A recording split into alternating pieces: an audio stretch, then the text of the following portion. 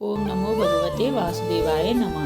पौराणिक मान्यताओं के मुताबिक शिशुपाल के कृष्ण की बुआ का बेटा था।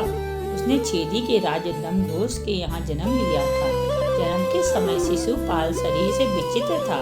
उसके 3 आँखें और 4 हाथ थे। यह देखकर शिशुपाल के परिवार वाले अचंभे में पड़ गए। तभी एक आकाशवाणी हुई कि यही सही समय आने पर शिशुपाल के अतिरिक्त आँखें और हाथ गायब हो जाएंगे, मगर जिस व्यक्ति के जरिए यह चमत्कार होगा वही शिशुपाल की मृत्यु का कारण बनेगा। कहते हैं कि एक बार श्री कृष्ण अपनी बुआ के यहाँ गए। वहाँ शिशुपाल को देखकर उनके मन में बहुत प्यार उमड़ पड़ा। उन्होंने जैसे ही दुलार करने के लिए शिशुपाल को अपनी गोद में उठाया, उसके अतिरिक्त आंखें और हाथ गायब हो गए। यह चमत्कार देखकर शिशुपाल के परिवार वाले खुश हो गए, लेकिन अगले ही पल मायूसी छा गई, क्योंकि आकाशवाणी के मुताबिक जो व्यक्ति के जरिए शिशुपाल के अतिरिक्त आंख और हाथ गायब होंगे वही उसका काल बनेगा। जब श्री कृष्ण को यह बात पता चली तो उन्होंने अपनी बुआ को आश्वासन दिया। उन्होंने कहा कि वह शिशुपाल की 100 गलतियां माफ कर देंगे, या कि शिशुपाल अगर 100 गलतियां भी करता है तो उसके नुकसान नहीं पहुंचाएंगे। आगे चलकर शिशुपाल छेदी का राजा बन गया। एक बार पांडवों ने राजसूय यज्ञ का आयोजन किया।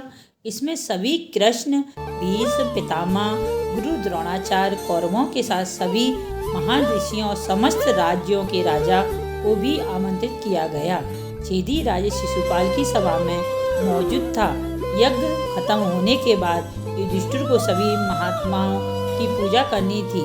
तब उनके मन में दुविधा पैदा हो गई, सबसे पहले किसकी पूजा करें। तब युधिष्ठिर ने भीष्म पितामह से इसका समाधान पूछा। भीष्म ने कहा कि श्री कृष्ण परम वंदनीय हैं, इसलिए उनकी सबसे पहले पूजा की जानी चाहिए। जैसे ही युधिष्ठिर ने श्री कृष्ण की पूजा करने के लिए आगे बढ़े, शिशुपाल अपनी जगह से उठ खड़ा हुआ। शिशुपाल ने कृष्ण की पहले पूजा करने का सवाल उठाया। युधिष्ठिर ने कहा कि भीष्म पितामह की आज्ञा से उन्होंने कृष्ण को ही पूजा करने का फैसला लिया है। शिशुपाल उन्हें रोकने के लिए कौन होता है। शिशुपाल को क्रोध आ गया। उसने युधिष्ठिर को साथ साथ कृष्ण को भी भला बुरा कहना शुरू कर दिया। तब श्री कृष्ण उठे और शिशुपाल को शांत करने के लिए कहा। उन्होंने समझाया कि वह उनके 100 गलतियां माफ कर देंगे, लेकिन जैसे ही 100 से 1 भी ज्यादा गलती की तो वे उसका वध कर देंगे। श्री कृष्ण ने शिशुपाल को बचपन की बुराई कहानी सुनाई कि कैसे उनकी गोद में आते ही उनके अतिरिक्त हाथ और आंखें गायब हो गई थीं। शिशुपाल ने कृष्ण की एक न सुनी और लगातार उनको अपमान करता चला गया। सभी सभा में वह श्री कृष्ण के साथ साथ भीष्म, द्रोणाचार्य, युधिष्ठिर को भद्दी बातें कहने लगा। श्री कृष्ण ने आखिरी चेतावनी दी। उन्होंने कहा कि अब तक तुमने मुझे 100 गालियाँ दे दी हैं, इसकी वजह से तुम्हारा वध कर देना चाहिए, मगर तुम्हारी माता के दिए वचन के अनुसार मैंने सारी गलतियाँ माफ कर दी। अगर तुमने अब एक और गलती की तो यही तुम्हारा वध हो जाएगा। शिशुपाल को कृष्ण की यह बात मजाक लगी। वह फिर से कृष्ण के परिवार के बारे में भला बुरा कहने लगा। अगले ही पल श्री कृष्ण ने सुदर्शन चक्र निकाला और एक झटके में शिशुपाल का सिर धड़ से अलग कर दिया।